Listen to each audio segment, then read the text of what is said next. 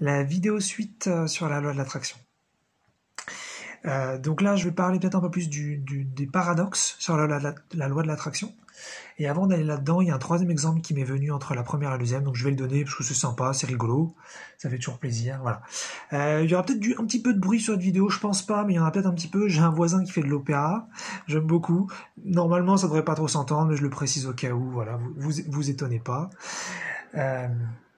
Alors, ce troisième exemple, donc sur la loi de l'attraction, avant d'aller un petit peu plus loin, donc quand j'habitais dans le studio où il y avait donc le lave-vaisselle cassé, il y avait le voisin du dessous. C'était un voisin qui peignait, d'accord, et il habitait pas à cet endroit, c'est-à-dire qu'il venait juste pour peindre, et donc il était là pas tout le temps, il était là de temps en temps, et je devais le croiser trois fois par an, quelque chose comme ça, quoi.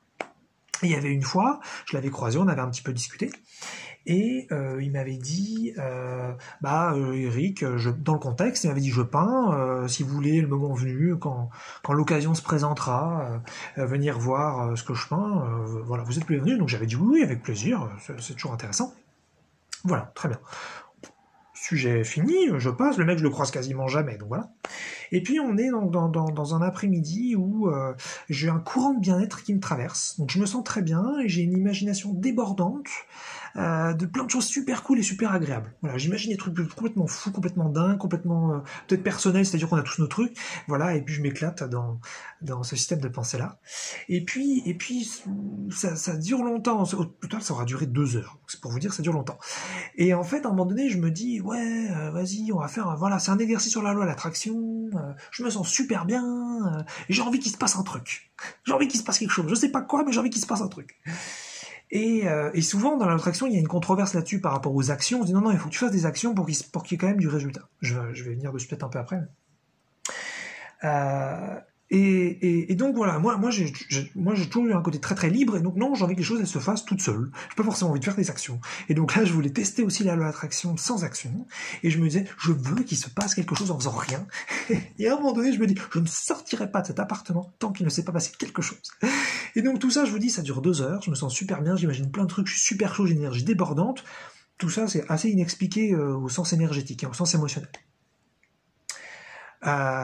Faut savoir qu'on est dans un immeuble où il n'y a pas d'amitié entre les gens spécifiquement. C'est un immeuble comme ça, un petit peu d'indépendant. Enfin, on n'est pas dans Friends où tout le monde se parle et tout le monde s'aime bien et tout le monde se voit. D'accord, ça ne se fait pas. Les gens ne se voient pas spécialement entre eux, et donc les seules personnes que vous voyez, c'est les gens que vous invitez vous-même, ou éventuellement les gens qui vous livrent des colis. Voilà. Au bout de 2 heures. Donc je me souviens, je suis dans l'appart, je suis comme un dingue, j'ai une énergie de ouf, vas-y, il va se passer quelque chose, je n'ai rien à foutre, il va se passer quelque chose.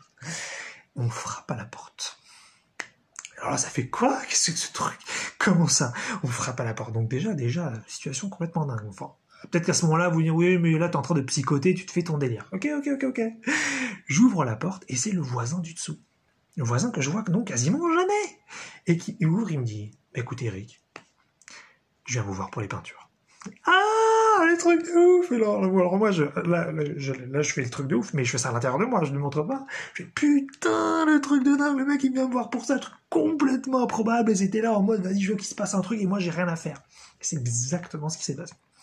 Et donc, voilà, j'ai enfilé mes petites tongs pour tranquillement sortir instantanément. J'ai descendu et je suis allé, voilà, j'ai vu qu'effectivement, donc chez lui, il y avait pas de lit, donc en fait, il dort effectivement, il dormait jamais là, donc il venait, c'est là où j'ai découvert qu'il venait seulement pour peindre et tout, puis voilà, puis après, j'ai passé un moment avec lui, et c'était très intéressant, mais c'était fou, c'est le mec qui venait me chercher, c'était une sorte de truc divin qui venait, voilà, c'est maintenant, vous voulez venir avec moi ou pas? Il y avait limite pas d'introduction à ce qu'il disait, c'était ouf, et moi j'ai répondu, oui, d'accord. Et puis j'y suis allé tout de suite. C'était complètement ouf. Voilà, c'était un troisième exemple, un peu rigolo aussi sur la loi de l'attraction. Alors maintenant, voilà, j'en arrive à la partie un petit peu controversée, un petit peu paradoxale. Donc comme je disais dans la vidéo d'avant, oui, la loi de l'attraction existe, oui, on peut a priori tout faire avec. Mais il y a énormément de conditions. Et ça va être d'ailleurs dit dans le livre d'Esther et Jerry. Ça va être dit de ce qu'on peut faire, des conditionnements. Et moi justement, je voudrais pointer un petit peu des paradoxes qui ne sont dits a priori nulle part. Donc en loi d'attraction, on vous dit par exemple que vous par exemple, donc le premier point c'est les pensées. Vous attirez sur quoi vous pensez, donc vous avez intérêt à penser ce que vous voulez. Alors, si vous pensez des choses négatives tout le temps, vous attirez des choses négatives. D'une part, moi je voudrais, voilà, j'en ai parlé donc à d'autres moments, mais on ne choisit pas sur Terre ses pensées directement. On peut éventuellement choisir une direction, mais parfois ça marche pas, même parfois vous voulez penser positif, vous n'y arrivez pas. Voilà. Donc, ça déjà, il y a quelque chose qui cloche là-dedans. C'est-à-dire que si on vous dit d'un côté c'est génial, vous pouvez avoir tout ce que vous voulez, il suffit d'y penser, je caricature mais c'est pour donner une idée, bah déjà on a un problème. On a un problème parce que sur Terre on ne choisit pas consciemment ses pensées, nous les humains. Donc déjà il y a un souci avec l'attraction directe. Ensuite, il y a les émotions. C'est-à-dire qu'on est censé se sentir le mieux possible afin de vibrer des choses positives et que donc d'autres choses positives viennent à nous. Mais c'est la même chose. Si, comme je l'avais dit précédemment à d'autres moments, on ne choisit pas nos émotions directement sur Terre, même si on peut les influencer et essayer de se sentir mieux à certains moments, on n'a pas finalement une décision directe. Parfois on se sent mal, parfois on aimerait se sentir vraiment bien, on n'y arrive pas. Donc, compliqué aussi là d'avoir un choix direct sur ses émotions afin d'attirer ce qu'on veut. Ensuite, il y a dans l'attraction, il y a une question d'énormes mystères où vous passez un petit peu la commande à l'univers de ce que vous souhaitez. Donc vous y avez pensé, vous avez bien ressenti les trucs et vous avez même fait des actions pour ça. Mais parfois, les choses, elles arrivent quand elles arrivent. Et ça on vous le dit. On vous le dit, sur Terre, il y a de la temporalité, les choses, elles vont venir à vous, mais vous savez pas exactement quand. Voilà. Ça, moi, je pense que c'est un souci aussi fondamental par rapport à l'attraction. Quand vous faites une commande sur Internet de n'importe quoi, sur n'importe quel site, en général, on vous donne un délai. Peut-être pas hyper précis, mais on vous donne une fourchette. On vous dit 2 à 3 jours. Parfois, ça peut être 4-5 jours. Parfois, c'est une semaine. Désolé s'il y a eu un petit bruit de vibreur. J'aurais dû mettre en avion, tant pis pour moi. Voilà, et donc là on a aussi un souci, c'est que en général on a l'habitude sur Terre de commander des choses et de savoir quand ça arrive. Là on ne sait pas quand est-ce que ça arrive. Et il n'y a pas d'ailleurs, sans vouloir me plaindre, il n'y a pas une justification de ça. Pourquoi voilà, on revient sur le droit existentiel. Pourquoi n'aurait-on pas le droit d'avoir une date de livraison de ce qu'on veut? Pas forcément ultra précis, ça pourrait être une fourchette, ça arrivera dans 30 jours, ça arrivera dans 60 jours, ça arrivera dans une semaine. On pourrait tout à fait avoir cette information-là. On n'y a pas accès, on n'y a pas le droit en tant qu'humain. Donc, ça veut dire que si vous voulez pratiquer la loi d'attraction, vous pouvez avoir énormément de choses, mais vous ne savez pas quand. Et ça, c'est déjà, on est sur un souci quand même énorme, dont on ne parle pas quand même dans toutes les références sur la loi d'attraction, parce que sur Terre, on a aussi notre ego, on a envie de contrôler un peu la situation malgré nous, et on a très très envie de savoir des choses, et on n'est pas fait intuitivement pour être cool, et que les choses arrivent quand elles arrivent. C'est pour ça qu'on a construit des sociétés avec des modes de livraison, on nous donne des dates. Vous imaginez bien que si vous commandez un truc sur Amazon, sur la Fnac, sur une librairie indépendante, et qu'on vous dit ça arrivera quand ça arrivera, vous foutez de ma gueule ou quoi? Vous me donnez un délai, oui ou merde? Pourquoi? Parce qu'on fonctionne comme ça nous en tant qu'humains. Donc déjà on a une loi de l'attraction qui n'est pas cohérente avec notre système intuitif humain. Bon, voilà. Ça, c'est quand même... Ça veut pas dire qu'on peut pas l'utiliser, qu'elle est pas utile, hein. Elle peut apporter des choses merveilleuses. Moi, je vous ai donné 3 exemples rigolos. Il y a plein de gens que je vous dis que je connais qui ont plein de trucs à eux aussi. Et puis sinon, après, on peut en faire un thème, on peut en faire, je veux dire, un objectif. Je vous donne un exemple. On vous dit, je voudrais, par exemple, être riche. Alors, par exemple, on va vous dire en loi de l'attraction, alors attention, ça c'est pas possible, c'est trop général, il faut que tu sois plus précis. Alors c'est quoi pour toi être riche? Il y en a qui vont dire c'est avoir une voiture de sport. Il y en a c'est avoir 1 million d'euros. Donc voilà, déjà ça devient plus précis. À partir du moment où vous avez décidé finalement que c'était une chose précise, on vous dit concentrez-vous là-dessus, ne changez plus. C'est comme si vous avez passé une commande sur Internet, mais vous ne changez pas la commande, c'est cette commande-là et c'est tout. Et vous devez rester sur ça, y penser régulièrement, faire des actions régulièrement, se sentir bien par rapport à ça régulièrement, et au bout d'un moment, ça va arriver. Et c'est vrai, vous allez trouver plein de success stories là-dessus, où c'est vrai, ça fonctionne. Donc, tant mieux, c'est super chouette, quand même. Il y a quand même une vraie magie divine, là, j'ai envie de dire, dans le quotidien à ce moment-là. Donc ça, c'est super positif. Mais à côté de ça, on a quand même un truc qu'on ne contrôle pas directement, et ça arrive quand ça arrive. Donc le souci, c'est qu'il faut que notre désir, il tienne le coup, parce qu'on ne contrôle pas nos désirs sur Terre. Donc si on a envie, par exemple, de cet argent, de cette voiture, là, parce que je vous ai pris un cliché financier, un cliché matériel, ça pourrait être autre chose, ça pourrait être je veux rencontrer quelqu'un, je veux tomber amoureux, voilà, je veux fonder une famille, peu importe. Hein. Il faut être juste le plus précis possible. Le souci, c'est que on ne sait pas quand est-ce que ça arrive, donc le désir, va-t-il durer? Alors, on n'est pas fait pareil. Hein. Y a des gens, ils ont le même désir qui peut durer super longtemps et super. Moi, mes désirs, par exemple, ils changent très vite. Voilà, c'est le mode de fonctionnement. Donc, ça veut dire aussi qu'on a une loi d'attraction, comme je vous l'ai dit, qui est pas hyper adaptée au fonctionnement humain. Voilà. À partir de là, voilà, vous pouvez quand même, si ça tient la route, si vous arrivez à durer dans le temps, vous pouvez un petit peu avoir tout ce que vous voulez. Mais bon. On n'a pas de contrôle sur le temps et on n'a pas de justification pour ça. Il se trouve qu'en spiritualité, on ne nous explique jamais pourquoi nous n'avons pas le droit de décider du quand. Voilà, on n'y a pas accès et c'est tout. Autre point important, donc je vous invite dans la première vidéo, pensée, émotion, action, et puis je vous ai dit vibration, que c'était un peu la même chose tout ça. Mais en fait, ce qui compte, c'est que tout est vibrationnel et qu'on attire tout par nos vibrations. Mais il n'y a pas que les pensées, émotions et actions. Il y a d'autres choses. Par exemple, nous avons de l'inconscient. Et donc, si par exemple vous avez vécu un traumatisme, je sais pas, on vous a fait vachement peur quand vous étiez petit, par exemple, et c'est un truc qui a été intégré en vous.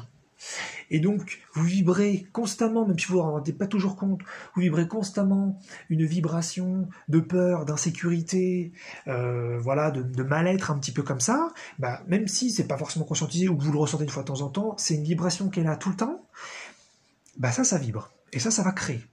C'est ce qu'on vous explique. On vous dit que ce que vous vibrez, c'est vrai. Ça, déjà, il y a un phénomène un petit peu d'injustice, parce que vous n'avez pas du tout de contrôle sur vos vibrations directes, et on vous explique que c'est ce qui crée votre réalité. Donc bon, là, il va falloir travailler sur vous, il va falloir faire des thérapies, il va falloir se nettoyer, parce que si vous voulez avoir une vie qui est cool et qui se manifeste bien, et que ce soit beaucoup plus, et que ce soit une manifestation propre, voilà, bon. Ça fait partie de ces trucs un petit peu aussi paradoxaux dont on ne parle pas vraiment. Est-ce que c'est justifié que nous, les humains, qui n'ayons pas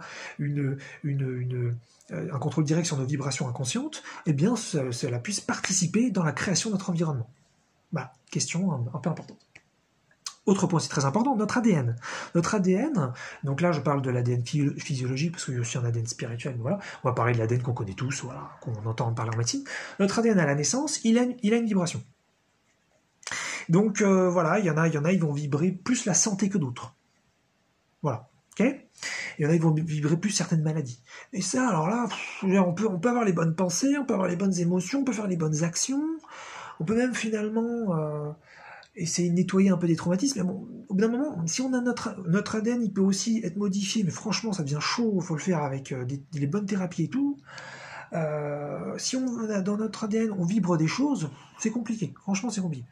Et ce qui est intéressant aussi, dans le club Jin dont je parlais précédemment, on nous explique par exemple que y a quelque chose d'apparemment très connu dans l'élite mondiale, donc l'élite, les gens qui contrôlent un peu le monde au sens normal, pas forcément besoin d'aller dans des complots, ceux qui sont les plus riches, ceux qui sont les plus puissants d'un point de vue politique, et voilà, je parle de ça. Et bien cette élite-là, elle aurait des connaissances en plus que nous, on n'aurait pas forcément. Et que, par exemple, elle sait justement que l'ADN peut être porteur de vibrations spécifiques. Par exemple, il y a l'ADN de la richesse, l'ADN de la pauvreté. Ça a l'air un peu chelou déjà quand on dit ça. Mais apparemment, c'est une information qui est connue chez l'élite. C'est ce qu'on vous apprend dans le club Jin. Après, vous faites en désaccord, faites vos recherches là-dessus. Peu importe, vous pouvez appeler ça du complotisme. Mais c'est juste intéressant. C'est intéressant que, en fait, apparemment, c'est comme ça que eux ils pensent. Et donc, c'est pour ça qu'ensuite, ils vont essayer de faire des enfants entre eux, pour garder finalement cet ADN par exemple de richesse, ou cet ADN de santé, ou cet ADN de bonheur, ou cet ADN de tout va bien, parce que effectivement, si ils faisaient des enfants avec des personnes qui auraient un ADN donc moins nickel, on va dire ça comme ça, et bien ça ferait ensuite ça se perdrait de génération en génération, et il y aura un ADN moins fort.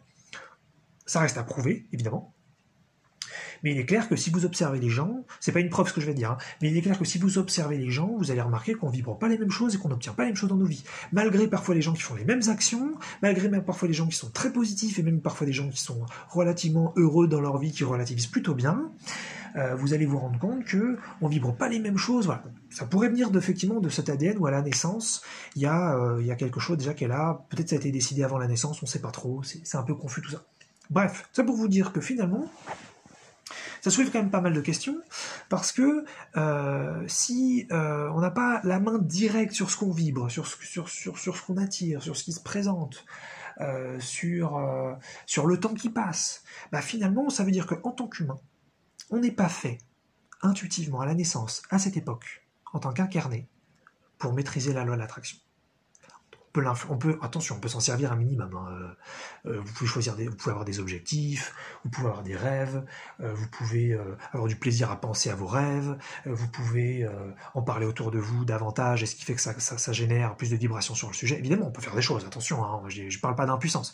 Je dis simplement qu'on a une puissance, je trouve, partielle, limitée concernant la loi de l'attraction. Donc voilà, donc c'est pas binaire, c'est pas oublions-la, ni avec elle on peut tout faire, non, pour moi c'est un entre-deux, elle me semble quand même très très très utile. Si je passe mon temps à parler quand même de choses positives, j'ai déjà vérifié, hein, je rencontre plus de gens après qui parlent de choses positives, si je passe plus de temps à parler de choses négatives, je rencontre plus de gens après qui parlent de choses négatives, voilà, typiquement, hein, donc bon, ça peut quand même être utile. Mais voilà, souvent on la dépeint comme un petit peu la loi ultime qui va permettre d'avoir un petit peu tout ce qu'on veut, et puis de l'autre côté, il y a des gros sceptiques qui disent c'est de la connerie, ça n'existe pas, et moi je peux comprendre un petit peu finalement les deux côtés, mais voilà, ça peut être plus un milieu entre les deux qui donnerait voilà, peut-être plus une certaine vérité. Ouais.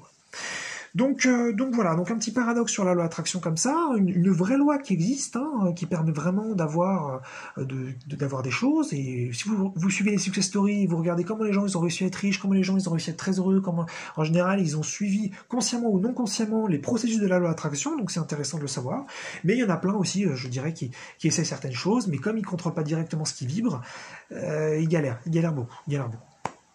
Puis vous allez aussi entendre en parler de gens qui font certaines thérapies et ensuite ça va beaucoup mieux, ils vibrent beaucoup mieux et ils manifestent beaucoup plus facilement des choses. Bon, après vous dire quelle approche vraiment linéaire pour vraiment que ça fonctionne, c'est pas évident. Donc voilà, donc une loi d'attraction un petit peu qui est peinte sur deux tableaux, qui est quand même vachement intéressante à prendre en compte. Et puis sinon, un dernier petit point avant de finir. De la même façon que la gravité n'est pas la même, par exemple, entre la Terre et la Lune, hein, vous avez la loi de la gravité sur les deux sphères, mais elle n'a pas la même puissance, elle est plus faible sur la Lune. La loi de l'attraction n'est pas la même dans une dimension qu'une autre, d'accord? Donc, dans l'univers physique, elle fonctionne avec tous ces systèmes de temporalité, de non-contrôle, de mystère, de lâcher prise, de vibrations hein, non contrôlées. Mais a priori, de ce que vous pouvez retrouver pas mal dans la spiritualité, c'est quand même très différent dans le non-physique. Vous allez par exemple là avoir une temporalité bien plus faible. Qu'est-ce que ça veut dire? Ça veut dire que quand vous pensez à quelque chose, a priori, la chose va se manifester instantanément ou extrêmement vite. Et donc, ça va être beaucoup plus facile de créer votre réalité et de vous rendre compte que c'est vous qui la créez. Parce que le gros souci aussi sur Terre avec ça, c'est que comme les choses prennent beaucoup de temps à être manifestées, si là, par exemple, je suis en train de dire des trucs, je suis en train de créer mon environnement, je n'arrive pas à le conscientiser. Et donc, c'est pour ça aussi que les gens pensent que c'est pas vrai, que ça n'existe pas forcément. Parce que on se rend pas forcément compte, d'un point de vue naturel, comme ça, dans son quotidien. Ah, il se passe ça, bah oui, c'est normal, j'ai parlé de ça un an plus tôt. Bah non, on n'arrive pas à faire le lien, c'est beaucoup trop éloigné. Mais justement, quand vous êtes normalement dans le non-physique, c'est beaucoup plus instantané, c'est beaucoup plus rapide, et là, vous pouvez directement voir que c'est vous qui créez votre réalité. Voilà, donc c'est intéressant aussi de comparer la loi d'attraction comme ça sur deux plans différents. Voilà pour la loi d'attraction pour le moment sur le sujet.